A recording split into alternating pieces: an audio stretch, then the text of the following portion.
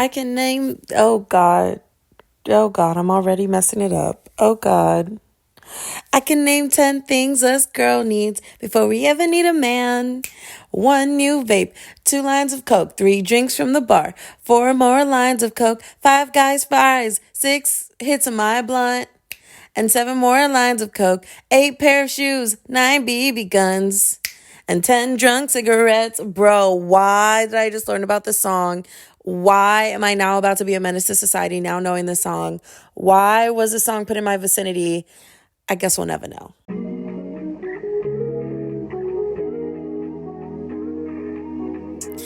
10 drunk cigarettes. Welcome back to the Shack Me Please podcast. I'm your host, Brianna Silva. I am here by myself talking about shoes.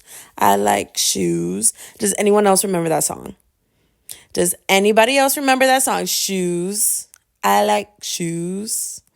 Oh, it was so good. You want to know the first time that I heard of that song? Y'all, about to age myself. So back when Ariana Grande's... If you know what I'm talking about, I literally want to give you a forehead kiss. Mwah, smooches. So back when Ariana Grande's YouTube name was Oh Snap, It's Ari, she made a video with her friends. Oh God. I did a nap, but instead I drank a cup of coffee. 6 hours of sleep, which isn't bad. 6 hours of sleep and half a cup of coffee. That's what I'm running on right now because America runs on Dunkin'. Oh my gosh, Dunkin' Donuts actually sells matcha. So yeah, America runs on Dunkin'.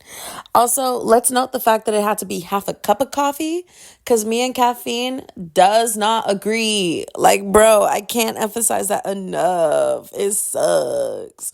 But like, you know the funny thing? I still drink energy drinks. I still drink pre-workout.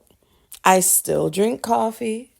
I just don't drink it often. Like, I still have to choose matcha above everything else.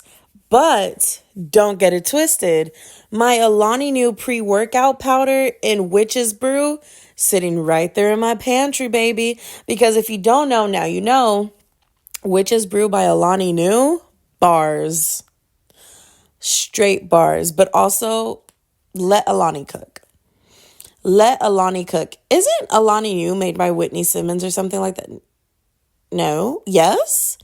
I know it's made by an influencer who was on YouTube, like a workout influencer who did YouTube. And I want to say it was Whitney Simmons. I think that's who owns Alani Nu. But she's killing it. All the flavors are fantastic. I love all the snackies. I love all the drinks. I love the pre-workout. Like, I love all Alani Nu products. I can't lie. Again, caffeine, bad for me. But them cereal bars, chef kiss delicious. The pre-workouts, I don't care how many heart palpitations I'm about to get. And it's only because I'm caffeine sensitive. But side note, I will say I feel like Alani Nu doesn't do that to me.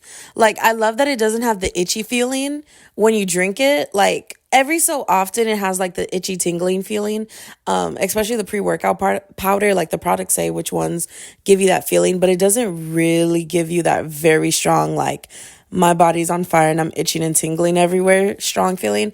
So that's why I like it. And anytime that I use it as a pre-workout, like any of the drinks and stuff, like I go work out and I'm honestly like decently okay. Like, I just come home and I need to crash and take a nap or else I get a headache. Because again, caffeine sensitive. Caffeine just does not agree with me. It just doesn't go well. Me and caffeine, we just don't work well together. But whenever I choose to have caffeine, I'm not gonna lie to y'all, Alani Nu.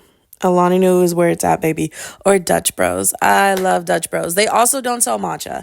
And I just feel like if Dutch Bros really loved me, they would sell matcha. But you best believe I do be there getting a chai tea with an iced double shot espresso on the side.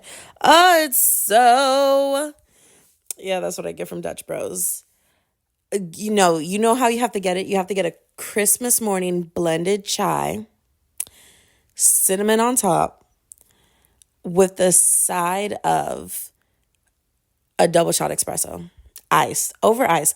Nothing else in it. You know why? Because you take it back like a double shot of vodka, and then the chai tea washes it down. Now, chai tea is a black tea. So it also has caffeine in it. So you could just do the chai tea if you're caffeine sensitive like me, but their chai tea, phenomenal. I haven't gotten a blended Christmas morning chai in so long though. I stopped doing a lot of caffeine products after college. So again, I haven't gotten it. I do make my, oh, hello. Oh, not the yawning. I do make my matcha at home though. I haven't found a place that sells good matcha.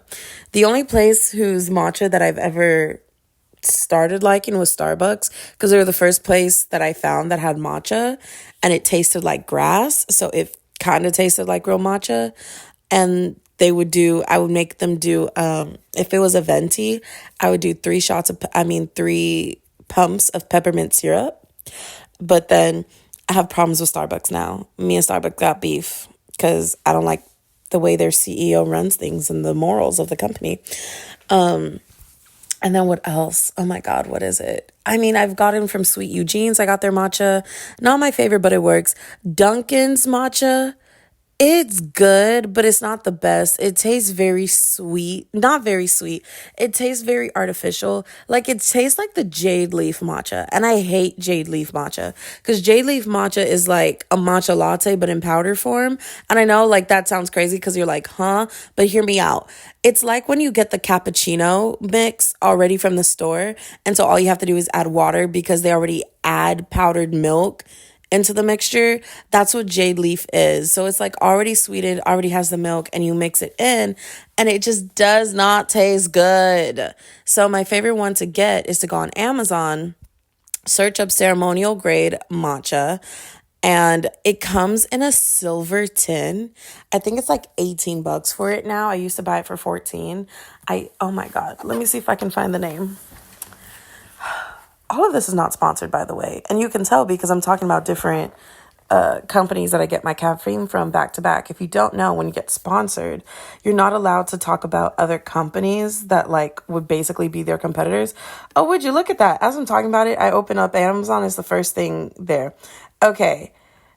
Chaiism? Is that... So it's CHAISM, ceremonial grade matcha green tea powder, premium first harvest USDA organic gluten-free vegan 100% pure unsweet no additives 1.06 ounce tin.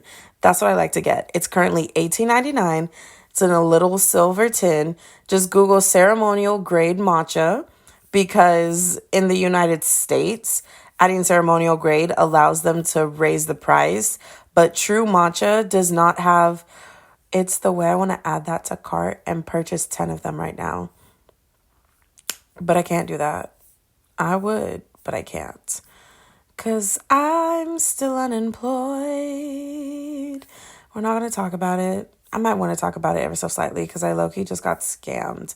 I got scammed because a company reached out to me and I thought I applied for their job, but I didn't apply for their job. And then I went and was doing the interviews and I was like, something doesn't feel right. And then finally I did my research, looked it up and was like, oh, I don't even work here. I haven't applied here. They just claimed that I applied to them. It was sad. It was very sad. I was very upset. It was not fun. But that's besides the point. La da da da da da da. Ceremonial grade matcha. Delicioso. Okay, anyways, back to what I was saying, y'all. I don't even know what I was saying. I know I came here to talk about a book, but that's just what it is. I literally want to be like, so how's college for you guys? Just because I had a really nice conversation with someone who really enjoyed my podcast because of me talking about college. And I didn't realize how many people were actually out here like looking to my looking to my podcast for like help with college. First things first, if y'all are struggling in college, do not give up. Keep struggling, keep putting in the work, keep putting in the effort. They are going to do whatever they can to get you through that school. They will push you through. First and foremost, I don't care how much you are struggling. A college wants to make money more than anything. So they will keep putting you in different departments. They'll put you in all types of academic probation. Like, you have to do a lot before you officially get kicked out of the school. So do not give up. 1. 2, if you still have some time to go in college, get an internship. I don't know how much it's going to help you, but it might look nice on your resume because as of right now, it's really hard to get jobs out here. 3, go to your career center, go to your career services, start asking them about what you want to do, even if you don't know what you want to do yet. Just start looking into like, what can I do to like get a job, get this career started. I did not realize that the career center is not just there for after you graduate. It's there to help you get a job starting from like day 1 of college. So go visit them, go talk to them, go get to know them. So that way you have people walking you through the steps that you need to take to get out here, because it's not fun out here right now. People are struggling. It's not fun. It's not fun. A part of me just wants to take my degree and put it through a shredder. Would that be a waste of my time? Yes. I mean, I still have the digital form of my degree. So, like, I could still get another one. I could still pull it up. But, like, that's how frustrated I am. I want to rip my degree off the wall and put it through a shredder. Like, I'm so proud of it. It's the best thing that I've ever done in my life. Also, pissed. But, like, that's besides the point. So, as I was saying, live, love, laugh. What? Live, love, laugh. Too much caffeine going through my system. Okay, so today I wanted to talk about the Chaos Weaver. I got this arc by Aubrey Winters and I was so excited to get it because it's the first arc that I ever got to do a review. After completing the book, I have to say, it took me a little... I started it on January 27th, I believe is what Goodreads said, and then I finished it February 3rd. It took a minute for me to get the ball rolling on reading this book because it was a very slow start, 1. 2, I was also just doing a lot of other things and like couldn't find hours to put aside in the day to read, but instead was only finding like 30 minutes. So I could only read like 1 to 2 chapters a day. So that also added to why I was such a slow start. The book is only like, I want to say like 280 pages. It's under 300 pages.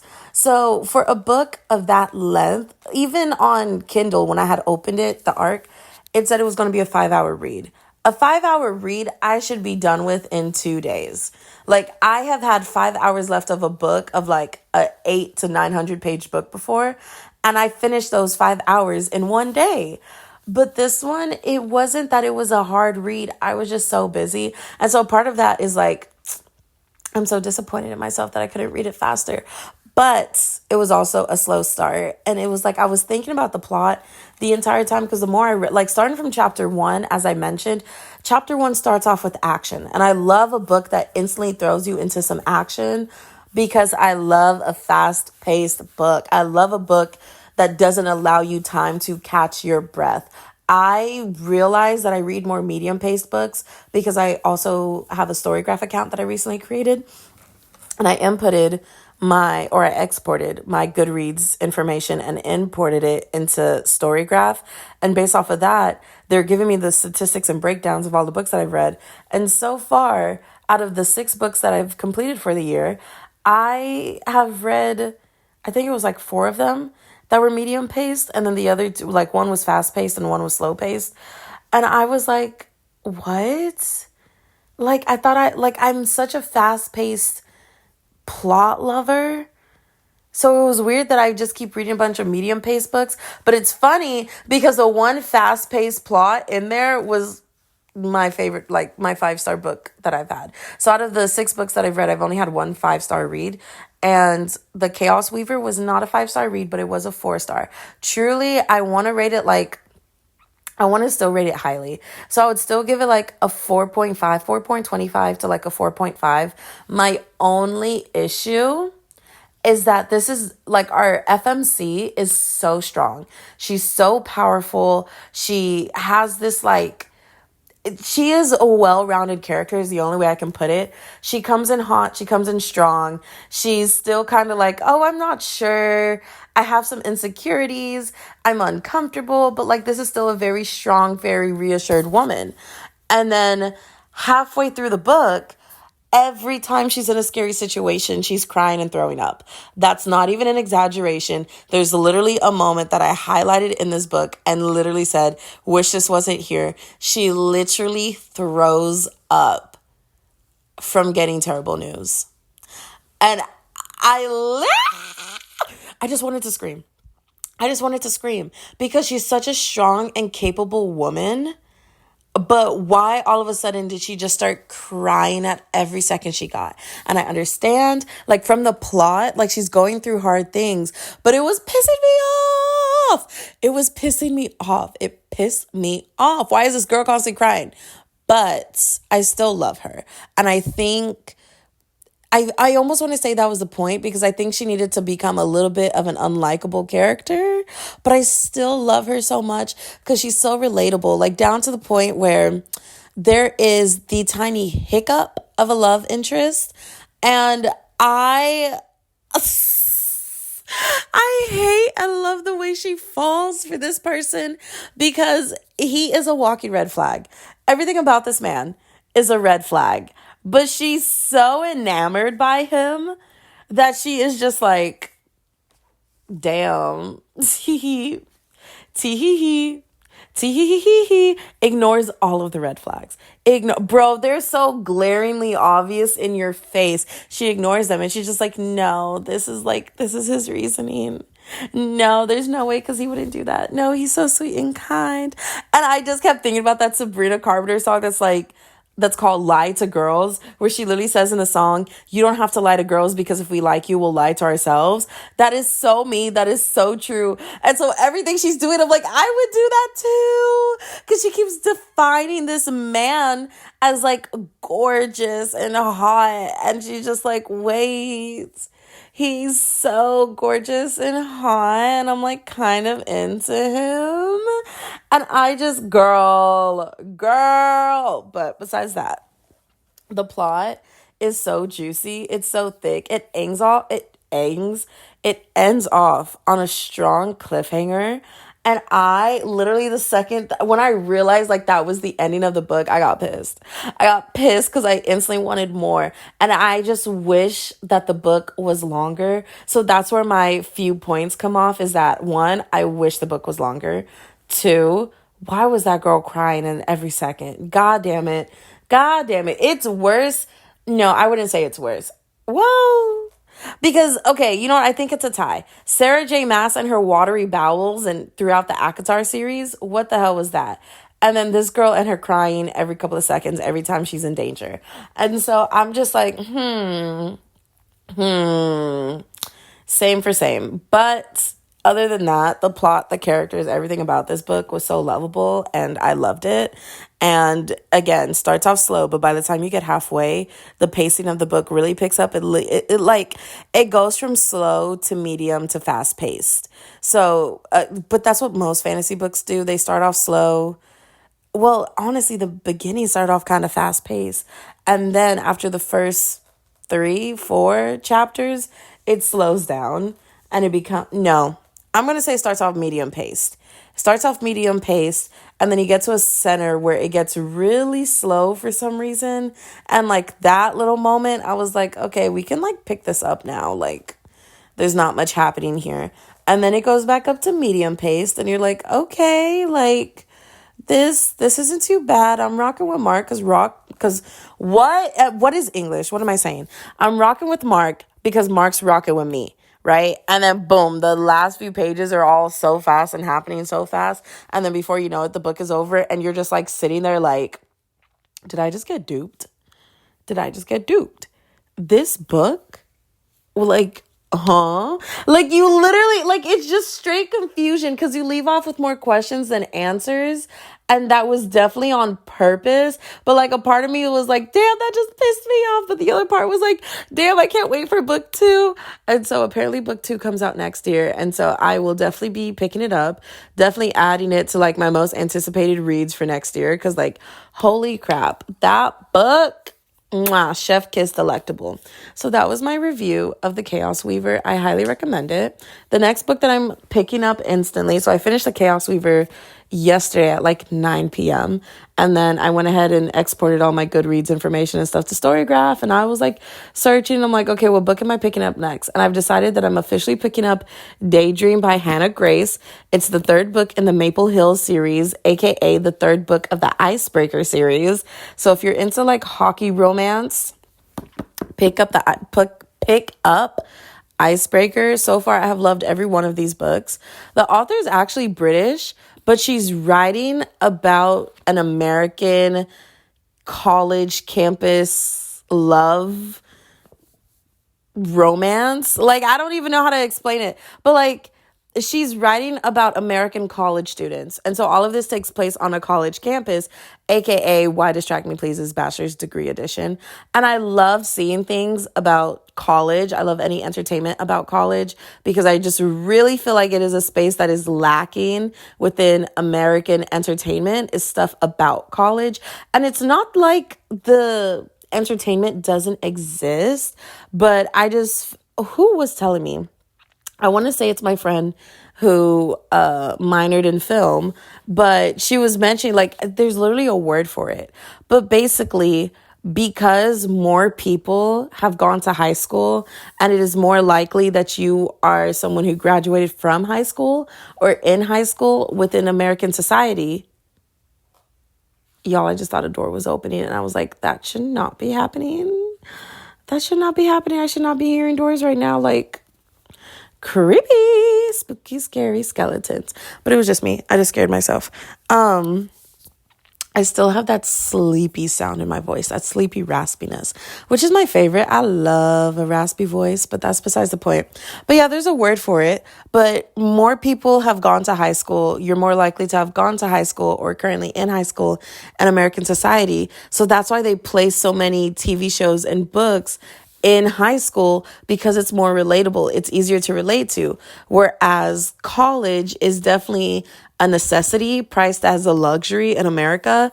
And so due to that, not many people, it's not that, uncommon to meet a lot of people who haven't gone to college and don't plan on going to college. So because of that, there's not a lot of entertainment set in a college atmosphere. But like, as a person who went to college, as a college student, I was just like, I was craving that because my favorite thing to watch in college at a certain point was Euphoria.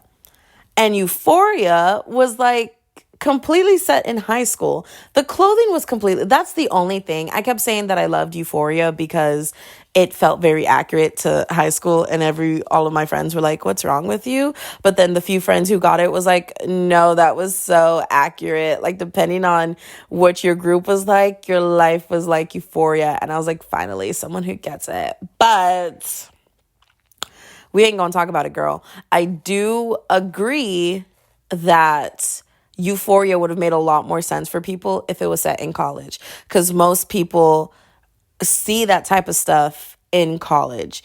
I definitely,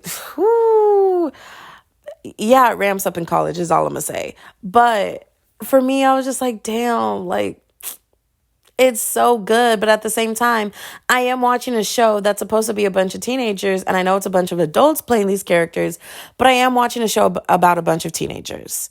And I would prefer to see people who were playing roles that were more reflective of an older demographic, early 20s to early to mid 20s in a college setting. Like, I'm just craving that.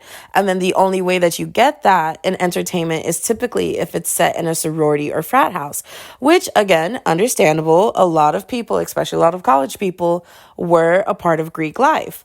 But I was not. I found it to be very cringy. I don't like Greek life at all.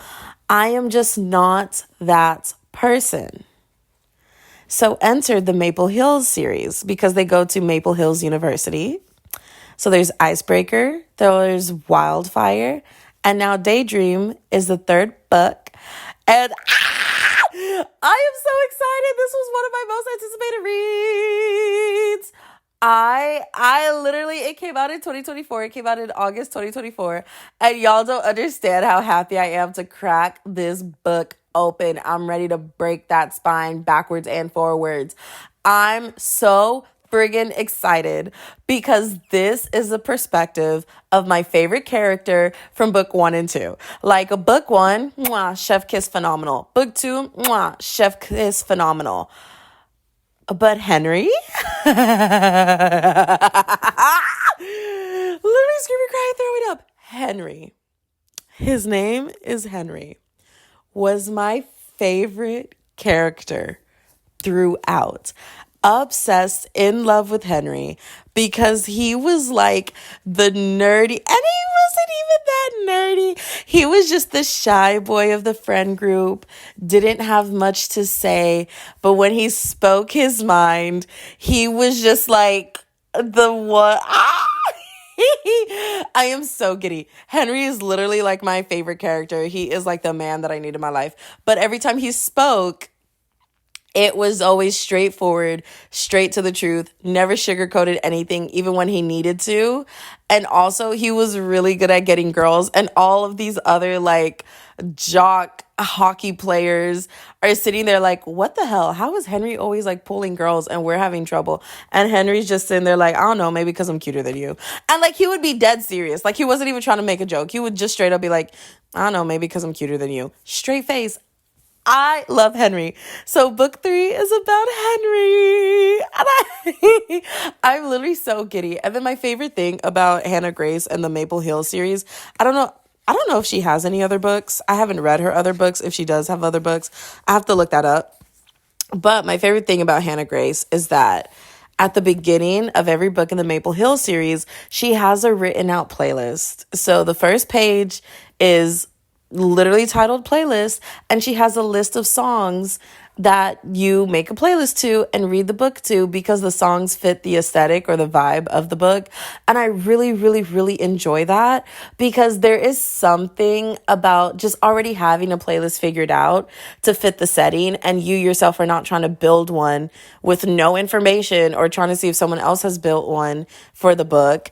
And it's just so nice. Again, I'm not a big person who likes to read with words playing in the background or like songs with words playing in the background. But one thing about me, when it comes to a Hannah Grace book, I'm going to push through it.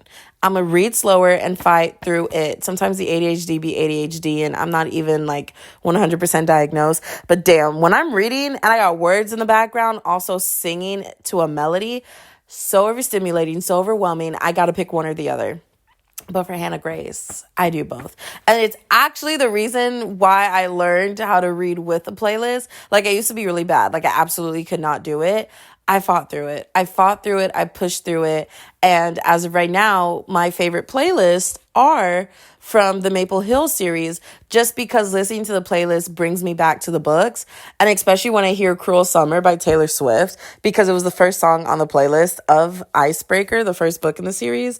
So every time I listen to Cruel Summer by Taylor Swift, it brings me back to the book. And I'm not even that big of a Taylor Swift fan, but I still listen to it because of that book. And my other favorite thing about Hannah Grace in these playlists is that she's a big, well, I assume she has to be a big Ariana Grande fan, because Ariana Grande and Taylor Swift always show up on every one of these playlists in every one of these books, and their names are always there multiple times. Like, for example, she has 3 Ariana Grande songs for the playlist for Daydreaming alone. Hello. There's Daydreaming by Ariana Grande, which I love that song. You walked in, caught my attention. And I love that the book is called Daydream because, fun fact, Ariana Grande's first album was supposed to be called Daydreaming. Obviously, it has to be based off of her song, Daydreaming. And she changed it to Yours Truly. But that was the original title. So I love this. So Ariana Grande, Daydreaming. Then where's the other one? We Can't Be Friends, Wait for Your Love by Ariana Grande. And the last one is POV by Ariana Grande. Victoria Monet is also on this playlist. I love Victoria Monet. Big Victoria Monet stan over here. We stand for Victoria Monet. In fact, when On My Mama starts playing, we stand for our Pledge of Allegiance. We stand for our national anthem. Give it up for Victoria Monet and Ariana Grande. Click, click, click, click, click, click, click. That's besides the point. So I love that she's an Ariana Grande fan. I think there's 2 Taylor Swift songs on this playlist, but she always has multiple Taylor Swift and multiple Ariana Grande songs. And so it's very obvious that she's a Swiftie and an Arianator. Poor Ariana Grande, who stuck with the whole Arianator for her fandom. But it is what it is. But that's all the thoughts that I have because I'm ready to dive into this book. I also recorded this on my phone, so I'm sorry if the audio is bad. I just did not feel like pulling out all of my podcasting equipment and setting it up. And sometimes I'm like, that's the fun part about being an independent podcaster. You can do whatever the hell you want. So I went ahead and just recorded this on my phone, and I'm about to get this posted for you guys, but it was so good. It was so exciting. But also, hate that company that wasted my time this morning. That was so... I literally just ghosted them. I ghosted them. Couldn't care less. Just ghosted them. And had an early morning. I was up by 6 in the morning for this company.